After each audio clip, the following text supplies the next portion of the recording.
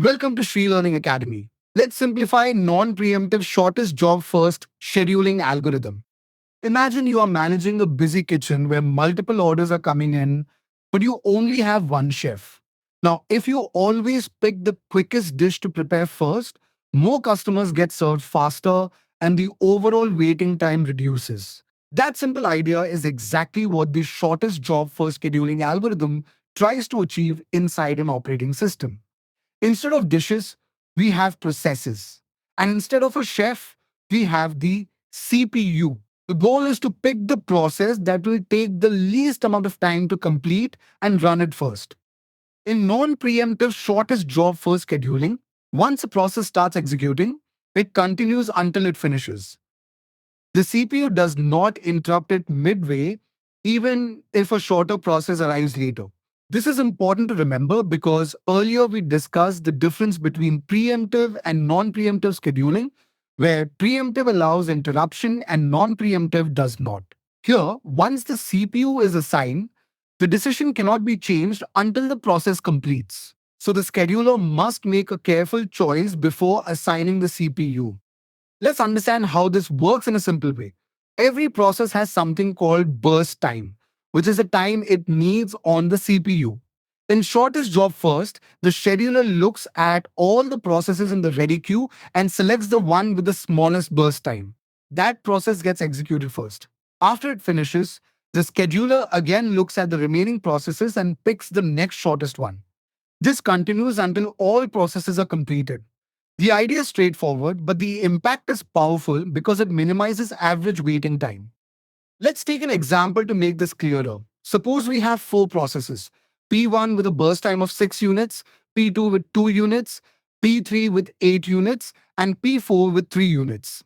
All processes arrive at the same time. Now, instead of executing them in arrival order like we did in first come, first serve, shortest job first will first pick the shortest job. So P2 runs first because it only needs 2 units. After that, among the remaining processes, P4 is the shortest with 3 units, so it runs next. Then comes P1 with 6 units, and finally P3 with 8 units. So the execution order becomes P2, P4, P1, and P3. Now let's think about waiting time. P2 starts immediately, so its waiting time is 0. P4 has to wait until P2 finishes, so it waits 2 units. P1 waits for both P2 and P4, so it waits 5 units. And P3 waits for all three before it, so it waits 11 units. If you calculate the average waiting time, it turns out to be lower than what we would get using first come, first serve. This is why shortest job first is considered optimal in terms of minimizing average waiting time. But here's something interesting to think about. How does the operating system know how long a process will take? In real systems, this is not always easy to predict.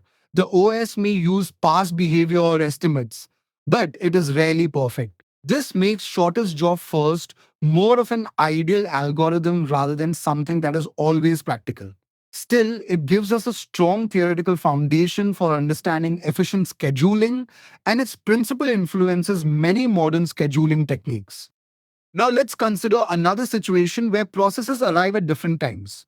Suppose P1 arrives at time 0 with burst time 7, P2 arrives at time 2 with burst time 4, and P3 arrives at time 4 with burst time 1. Since this is non-preemptive shortest job first, the CPU will first take P1 at time 0 because it is the only process available. Even though shorter processes arrive later, P1 will continue until it finishes at time 7. Only then will the scheduler consider P2 and P3, and it will pick P3 next because it has the shortest burst time. Finally, P2 will run. This example highlights an important limitation. Even though shortest job first prefers shorter jobs, in the non-preemptive version, it cannot react to newly arriving shorter processes if a longer one is already running. This can sometimes reduce efficiency compared to its preemptive version, which we will study next. Another issue with shortest job first is something called starvation. Imagine a situation where many small processes keep arriving continuously. In that case, longer processes might never get a chance to execute because the scheduler always prefers shorter ones. This means some processes could wait indefinitely. Later in the course, we will discuss techniques like aging to solve this problem.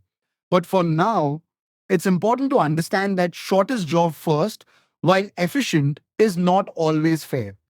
If you connect this with earlier topics like process states and scheduling criteria, you'll notice how shortest job first directly tries to improve waiting time and turnaround time.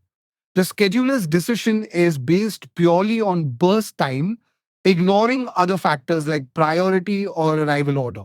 This makes it simple in logic, but sometimes unrealistic in dynamic systems where multiple parameters matter. At a deeper level, shortest job first also connects with how the operating system tries to balance efficiency and fairness. While it optimizes performance metrics, it may compromise on fairness for longer processes. This trade off is something you will keep seeing again and again in operating system design. There is rarely a perfect solution, only better compromises depending on the situation.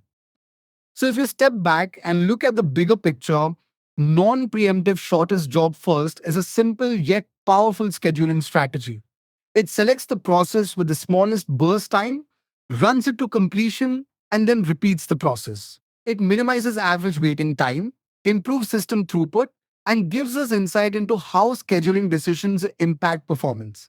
At the same time, it comes with practical challenges like burst time prediction and the risk of starvation.